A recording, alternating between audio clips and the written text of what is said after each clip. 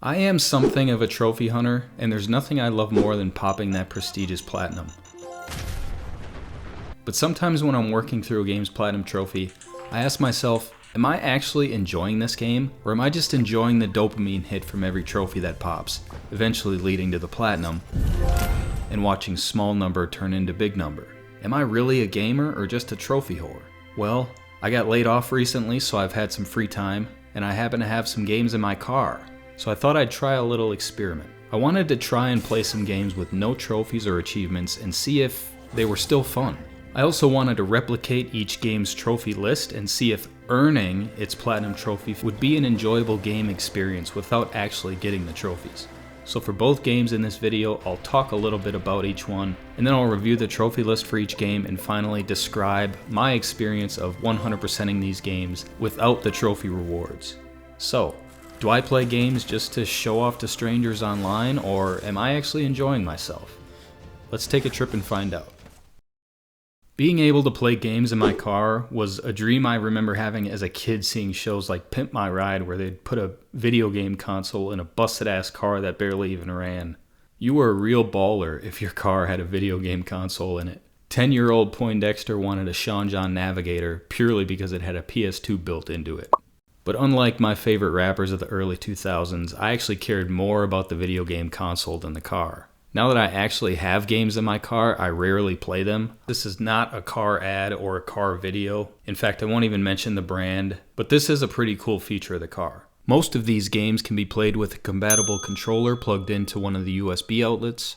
I'll be using a DualShock 4 controller in today's video since we're talking about trophies after all. Some of the games can be played using the touchscreen directly, and an even smaller selection of games, such as this one, can actually be played with the steering wheel. That's pretty cool. Some of the games are old classic titles like Asteroids and Lunar Lander from the old Atari system, and others are just popular card and board games like chess, backgammon, or solitaire. There are also a few games that can be found on modern gaming consoles like the PS4. Cuphead was going to be my first choice for this experiment since I recently got the platinum in that on PS4. Unfortunately, the car only has the first aisle of the game, so it's impossible to recreate the platinum with this version. Fallout Shelter is a decent game, but frankly it's rather boring to both play and talk about. It involves a lot of waiting and idling, and I doubt I can make that sound interesting for more than 30 seconds. The last big one really, Stardew Valley, is another game I have in the car, and I could see that being a fun and entertaining ride, no pun intended. But I also know it's a massive grind, especially to not even get the platinum. I don't even have this platinum outside the car. If you guys want to see me tackle the grindy Stardew Valley platinum in my car, let me know down in the comments, but also please don't. And so today our goal is to recreate the platinum trophy for two games that are available on PS4, Cat Quest and Skyforce Reloaded.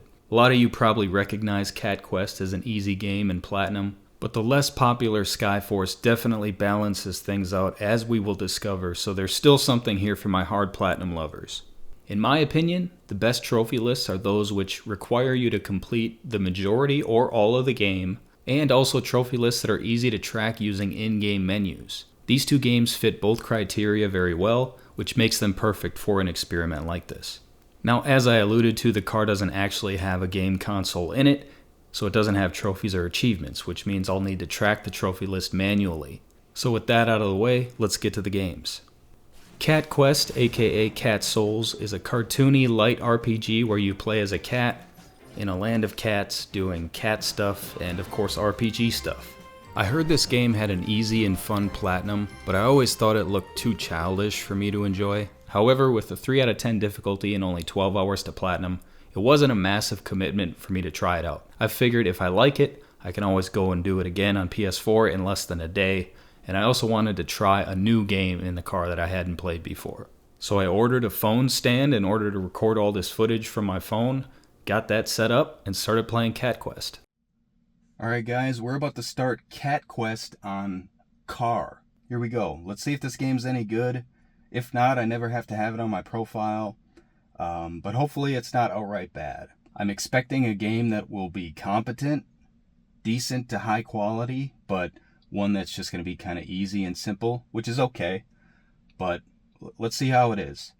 I jumped right into the main quest line, and very quickly I had a pretty good understanding of what this game was about. Every character in Cat Quest, except for some of the enemies, is a cat. Most of the marked locations on the map are cat puns, like the Cat Piddle City. They have a Pacific Ocean. In this universe, they don't say awesome, they say possum. The story is a pretty cookie-cutter RPG tale. You play a normal cat who becomes an unexpected hero after learning that he can control dragon magic. Let me know if you've heard this one before. Your cat sister is captured by a powerful evil mage, and you have to complete a bunch of quests, explore dungeons, and fight powerful enemies to get her back. There's a small plot twist at the end, and you ultimately come out on top and defeat the villain. The combat is very simple in Cat Quest. Your abilities in combat consist of a basic attack button using whatever weapon you have equipped, a dodge button, useful for escaping those enemy attacks, and 7 magic skills that can be mapped to the remaining buttons. You have spells for AoE or directional attacks, an enemy movement speed debuff spell, a healing spell, and a spell to temporarily buff damage. Skills are easy to get and can be upgraded to level 10 using in-game currency, which is also easy to get. Enemy attacks are well telegraphed and usually easy to dodge. Enemy AoE attacks are indicated by a growing red circle around the enemy, and directional attacks are indicated by red arrows facing up, down, left, or right. Some of the early encounters in this game did prove more challenging than I anticipated. The game even warns you about being underleveled when you fight the first dragon early in the main quest line. And yes, I did get smoked a couple of times by it. I leveled up a bit and it wasn't really an issue after that, largely because there are only a handful of enemy types in this game, and they all give you plenty of warning before attacking. Dragons, for example, will do a large AoE attack around them if you get too close. And it's so predictable that you can easily exploit it and use it to defeat them. Get a little close, make the dragon initiate the AoE, roll dodge out, and after the attack misses, rush in for some easy hits. This is a very common strategy in just about every Souls game. Understand the boss attack patterns and your attack windows, and any boss can be beaten. While obviously not as difficult as games like Sekiro or Elden Ring, Cat Quest has a similar dynamic to those games where you're occasionally facing an enemy that seems way more powerful than you, but it's really just a matter of learning its attack patterns and beating it through opportunistic pot shots rather than brute force. Eventually, though, brute force will be an option in this game, just like a lot of Souls titles. The Berserk skill significantly increases your damage at higher levels. Combine that with a powerful, well-upgraded skill and you can quickly kill most enemies in the game, even if you're 20 levels under the recommended level for the encounter.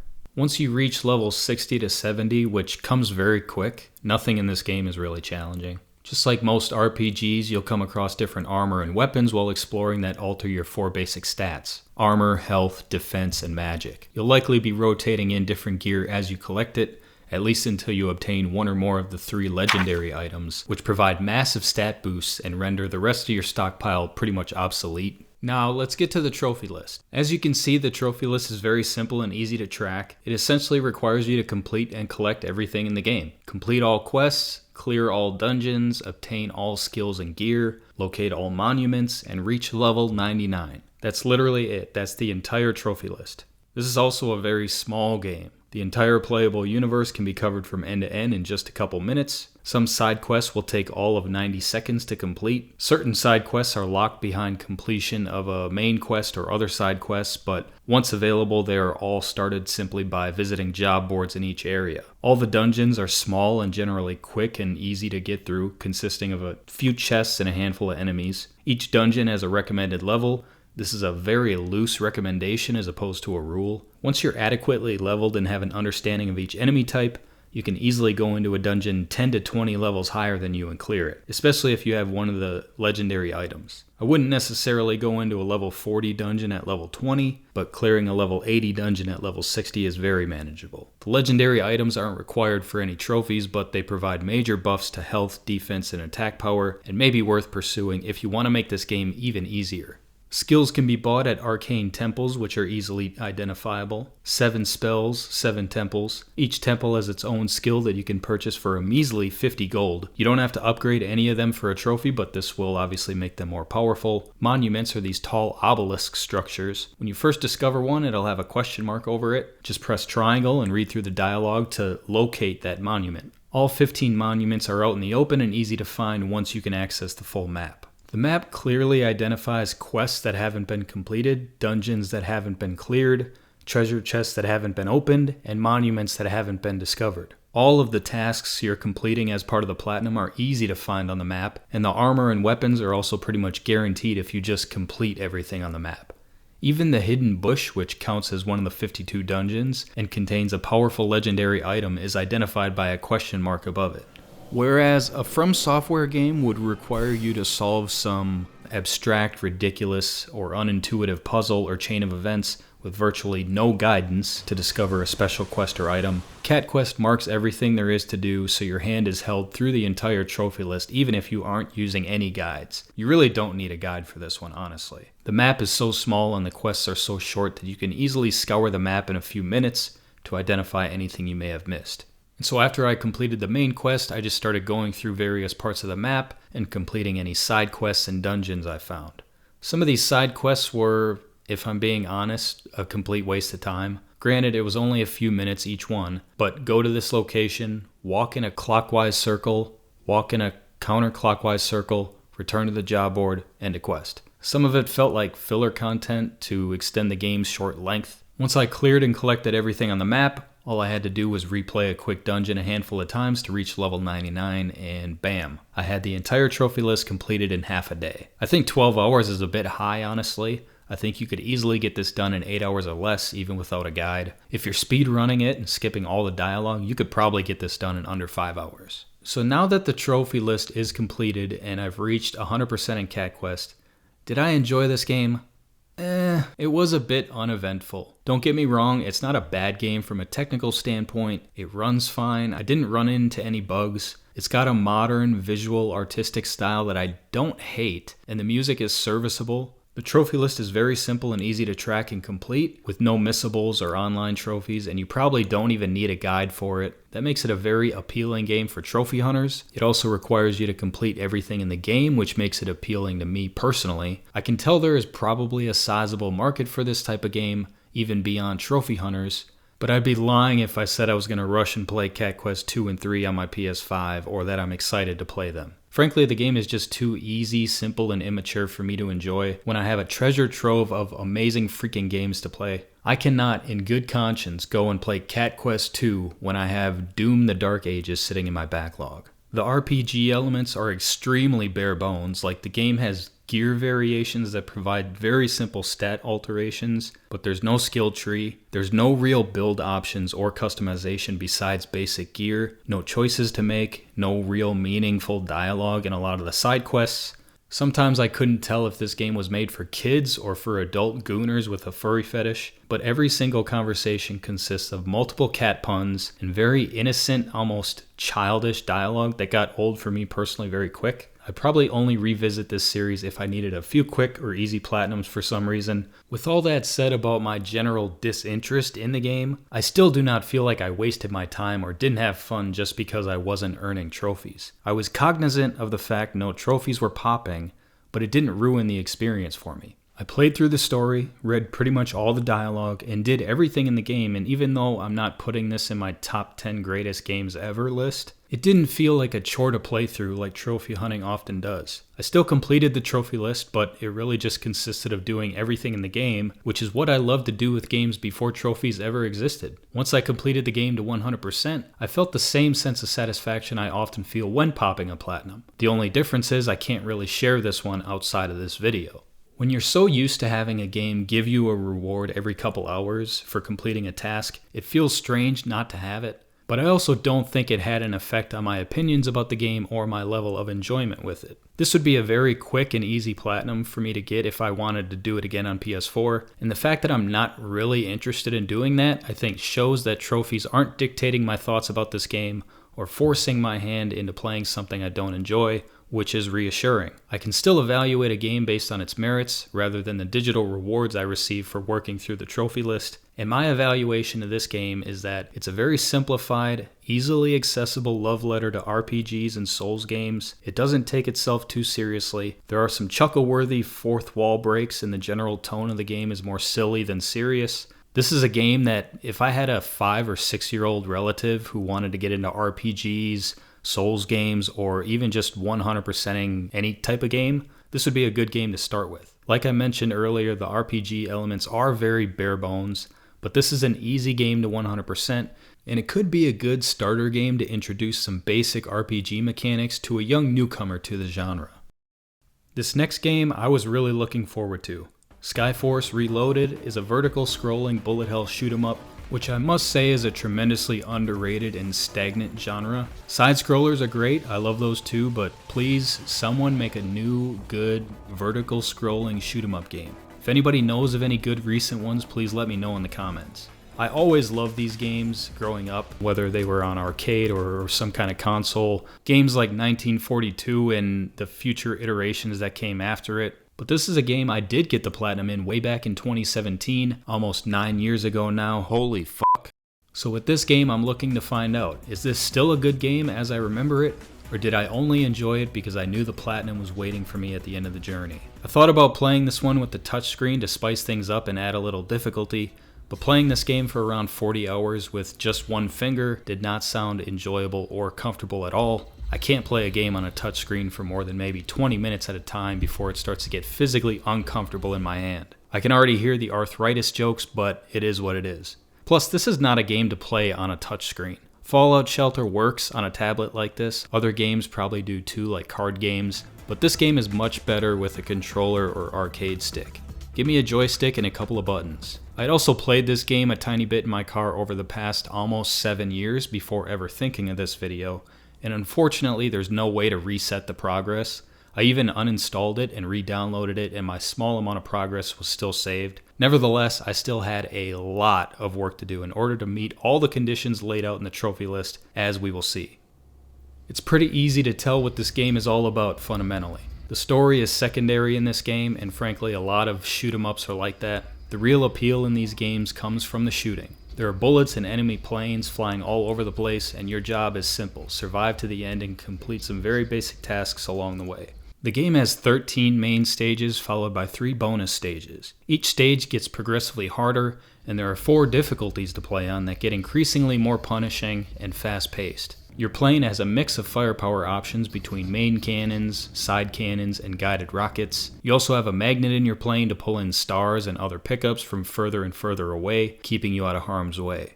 Lastly, you can pick up 3 different types of power-ups: lasers, shields, and bombs. Lasers put out high damage in a vertical line, so naturally they're great for killing enemies positioned in a vertical line. Shields, you could probably guess, give you a temporary damage shield. You can actually ram into enemies while shielded, and it will kill the weaker ones, which comes in clutch sometimes. And lastly, the bombs will provide large-scale damage to all enemies on the screen, as well as wiping out any bullets on the screen.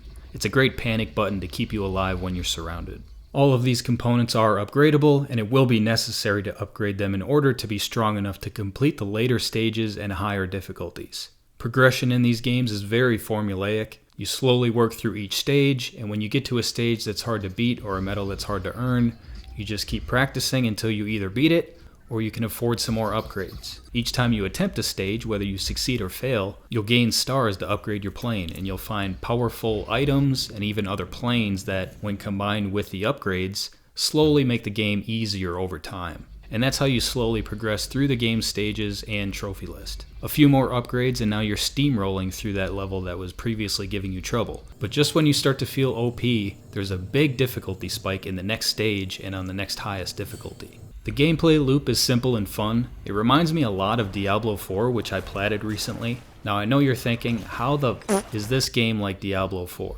Well, let me explain, damn.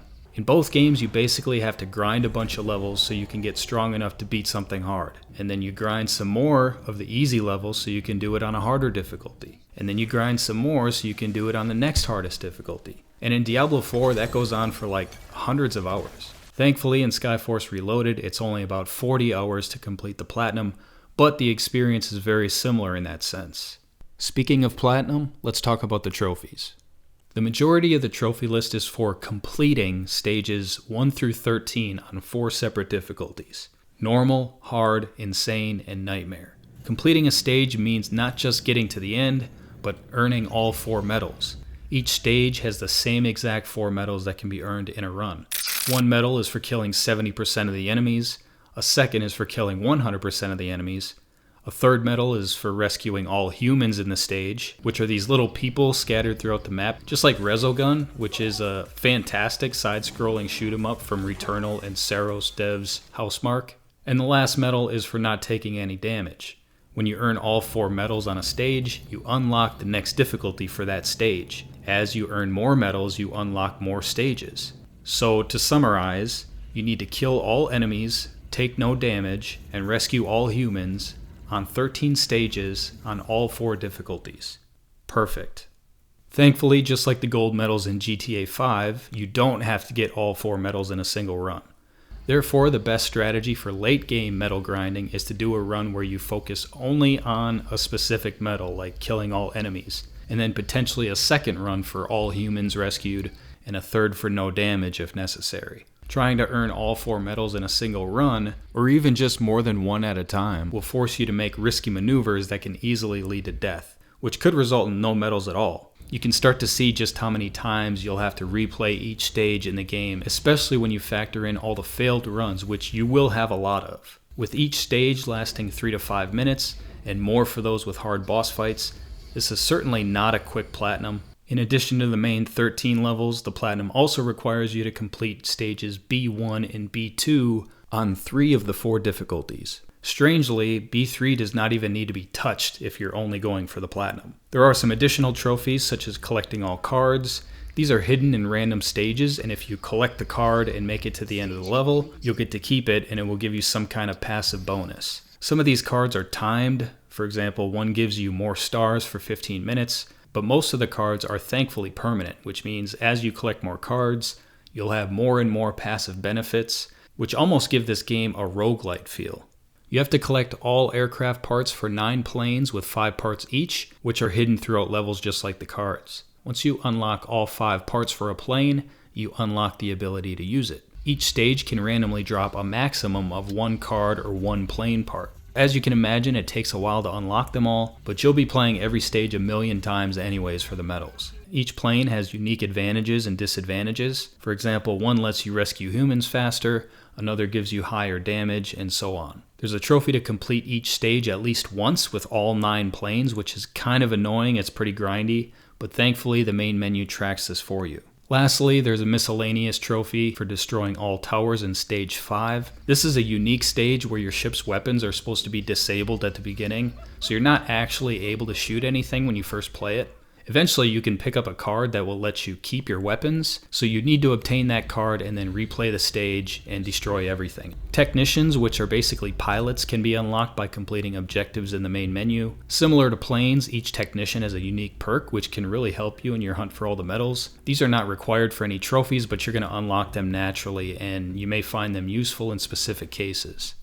So after a quick refamiliarization with the trophy list, I grabbed my controller and started playing through the stages. I didn't really have a specific plan. Like I said, a lot of this platinum just involves replaying stages over and over until you can get all 4 medals on the difficulty and then moving to the next one. I focused on upgrades from the start because I knew I was going to need most or all of them by the end. I grinded some early levels for a handful of hours to speed up the upgrade process. At the start of each run, you can stock up on power-ups. Those are the lasers, shields, and bombs, and also select your technician and your plane. Once you get to the harder difficulties, it is absolutely necessary to stock up at the start of a run. Enemies will become bullet sponges and their attack speed increases, so bullets will cover most of the screen. Near the end, the difficulty really ramps up when trying to get all the medals on the later stages, especially no damage. The unfortunate part is that these power-ups don't carry over to the next run. If you die in a run while you have 5 shields and 5 lasers, you'll lose them at the start of the next run. So this can result in you burning through stars pretty quickly if you're careless, which can force you into some extra grinding. Grinding out the medals involves a lot of bouncing around stages. You might start off playing stages 1 through 5 on normal,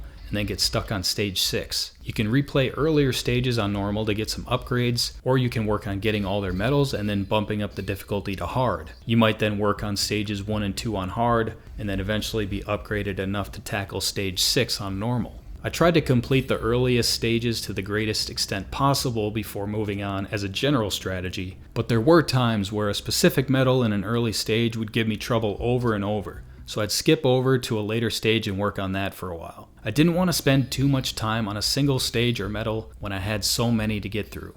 I will keep it 100. There were times when I was getting really frustrated with this. No! What am I doing? 3 times I failed there. Trying to finish some of these stages with no damage and constantly getting to the very end just to get hit was starting to annoy the hell out of me. But I was still committed to grinding out the rest of the trophy list, even if there was no beautiful second platinum waiting for me at the end. I was committed to overcoming the challenge. I would not let a game beat me, especially not one I already beat almost a decade ago. So I just kept chipping away, earning whatever medals I could on each run. With a few hours of extra grinding, I managed to get all the ship upgrades except for health. Since I needed to beat every level with no damage anyway, the health upgrades weren't as important, but it was necessary to fully upgrade my arsenal. I also slowly collected most of the cards just from replaying early stages, but for the final 5 or 6 cards I had to use the game's card radar mechanic. This is a mechanic where you can basically gamble a sizable amount of stars for a chance to find out what level a card is hidden in. At best, if you wager the most amount of stars, you get a 60% chance of discovering the next level. So I actually wasted a fair amount of stars on failed spins, which really pissed me off. Then, a few times, I discovered the correct stage, collected the card, but died and therefore lost it. I could feel the rage building at times. No! But I did some more easy grinding, went back into the stages with more power-ups, played carefully, and got the last of the cards. Having all cards and all upgrades, I now had just about everything I would need to finish grinding out the rest of the medals. The closer I got to the end of the platinum, the more singular my goal was in each stage run. I go in with the goal of obtaining one at a time. If I manage to snag the others in the process, it's an added bonus, but I know that if I take too much risk and die, it can really eat up your stars and force you to grind more, which I wanted to minimize this late in the game. It'll cost about 5,000 stars to fully stock up before each run, which is more than you're going to get from completing the level. With enough practice, I eventually earned all 4 medals on stages 1 through 13 on all 4 difficulties. The bulk of the Platinum Trophy from a time perspective, and the most difficult part, was now complete. By the time I finished, I was missing just one airplane part, and of course, it was for arguably the best plane in the game, the Octopus. This plane fires mini rockets, so it's extremely useful when you can't get a straight shot on an enemy, which happens a lot in the later levels. I also discovered that it's insanely powerful if you pump the charge weapon mechanic, which is L2. You can actually one-shot bosses and wipe everything off the screen with a perfectly timed charge. But the trade-off is that if you do it too much, your plane will overheat and blow up. This plane would have helped a lot while grinding out these earlier medals, but RNG was just not on my side with this one. At this point, I had just a few things left to do. I replayed stage 5 and focused on destroying all towers, which was easy. I had to complete stages B1 and B2 on insane difficulty, so this is another 24 total medals. And then I realized I had to play every stage with every plane. So I did that on normal, and it set me up with a good amount of stars for buying power-ups. Later on, I came back and finished B1 and started on B2, and then finally, after about 6 days of consistently grinding away at these medals, I had everything required for the Platinum Trophy. Well, actually, now we come to what we call a sad realization, which is that there is technically one trophy in Skyforce Reloaded that I cannot earn on this version of the game, and that's for participating in a tournament. This is a multiplayer feature, and since I'm just using a tablet that's running some form of Linux with no internet connection, well, I guess this whole thing was a pointless waste of time. Even though I couldn't recreate this last trophy, I still completed all the bits that matter in my opinion, so I'm content. And even though I got frustrated many times trying to finish this one, I really enjoyed revisiting this game. The fact that I was willing to power through this challenging list without receiving any trophies proves my loyalty is not to the trophy but to the grind. Completing the game in its entirety, experiencing all it has to offer is what's important to me. Earning the last few medals gave me the same feeling I would get from earning a hard trophy or finishing a long grind for a trophy. I love the trophy system, and I hope Sony continues to support and develop and regulate it. But it's reassuring to know that I never lost what started things for me in the first place when I was a kid, and that's a genuine love for video games. Trophies have and always will probably continue to guide me in the games I play and how I play them, but I can still stop and smell the proverbial roses on the way to completing a trophy list and enjoy a game for what it is. But Poindexter, If 100%ing the game is really what you care about, shouldn't you get all the medals? I mean, there's still level B3 and there's nightmare medals for B1 through B3. That's a good point.